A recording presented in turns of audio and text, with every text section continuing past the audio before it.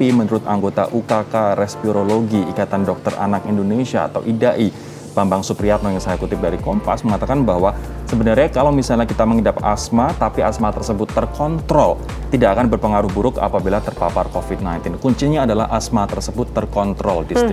Iya, lalu bagaimana nih sebenarnya caranya kita agar bisa mengontrol asma itu sendiri dan tidak berbalik menjadi ancaman bagi kesehatan kita? Bagaimana pula membedakan antara gejala asma dan juga COVID? Betul. Karena sebenarnya perlu juga ya untuk ini kita ketahui bersama. Dan ada nggak sih terapi Betul. ya untuk bisa melakukan atau bahkan tindakan sederhana deh yang bisa kita lakukan di rumah begitu ya, Rory ya? Nah, coba kita simak informasi berikut ini akan memberikan kita tips untuk membedakan antara COVID dengan asma dan juga terapi agar meningkatkan kadar oksigen dalam tubuh.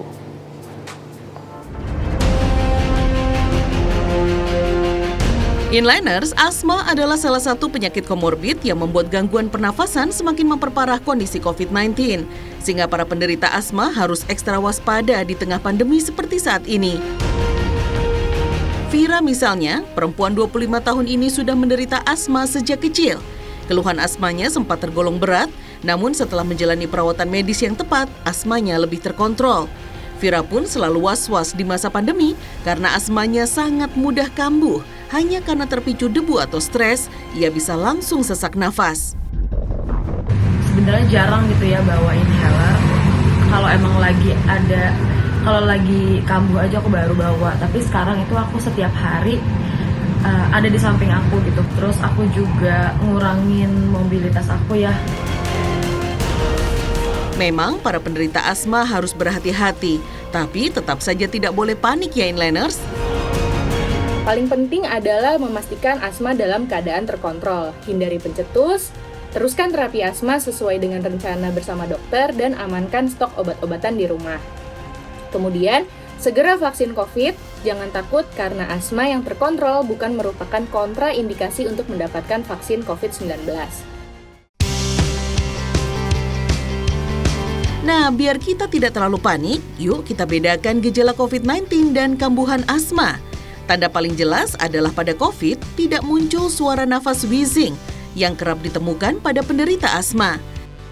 Sebaliknya, gejala COVID seperti pilek, nyeri tenggorokan, demam, mual, diare, dan kehilangan penciuman tidak ditemukan pada penderita asma. Nah, untuk mencegah kambuhnya asma, pastikan rumah selalu dalam kondisi bersih dan bebas debu inliners. Saat bersih-bersih, hindari penggunaan kemoceng dan ganti dengan lap lembab saja. Selalu gunakan masker ya, agar tidak ada debu yang terhirup masuk. Kemudian, pastikan semua barang yang datang dari luar sudah disemprot disinfektan sebelum masuk ke rumah. Tapi hati-hati terhirup ya inliners, karena kandungan disinfektan bisa memicu kambuhnya asma. Yang tidak kalah penting, jauhi stres. Lakukan peregangan ringan setiap hari atau meditasi untuk menenangkan pikiran. Terakhir, sebisa mungkin minimalisir mobilitas dan lakukan semua kegiatan dari rumah. Semoga kita semua selalu sehat ya inliners. Tapi ya ketika aku dulu positif COVID di bulan Januari lalu, memang ada persiapan-persiapan yang harus aku punya ketika isolasi mandiri di Seperti alat saturasi oksigen yang ditaruh di ujung jari itu. Ya? Oximeter. Kemudian ada juga mesin uap. Nebu. Betul, nebu.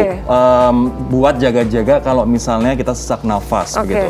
Dan tiap hari pun juga minum makanan yang bergizi. Salah satunya setiap pagi aku minum lemon campur madu. Iya, jadi ini hal yang kamu lakukan ya. Tapi sebenarnya waktu suamiku terpapar, dia juga punya asma yang bikin kita cukup khawatir saat itu. Karena memang terakhir dia menderita asma ini SMA, tapi kan kita agak ragu dan takut. Takutnya ya. Kambuh dan kemudian kita nggak tahu bagaimana cara mengatasinya. Jadi saat itu memang langsung memberitahukan kepada dokter dan kami mempersiapkan tadi ya alat-alat termasuk adalah nebu. Kebetulan anak saya juga memiliki nebu karena pernah memiliki alergi dan masuknya kepada asma. Jadi itu kami siapkan saja. Walaupun sebenarnya fungsi dari nebu sebenarnya memang untuk mencairkan lendir saat kita batuk, kemudian ada lendir. Untuk melegakan tenggorokan lah ya. Betul. Jadi berbeda dengan oksigen gitu ya. Kalau saat ini kan banyak yang dibutuhkan adalah oksigen. Saat saturasi oksigen ini kemudian turun di angka. Tabung oksigen. Betul, dan tabung oksigen saat ini memang sangat langka sekali, apalagi kita tahu positif COVID-19 di Indonesia semakin tinggi. Rumah sakit bahkan tempat isolasi terpusat ini juga semakin penuh.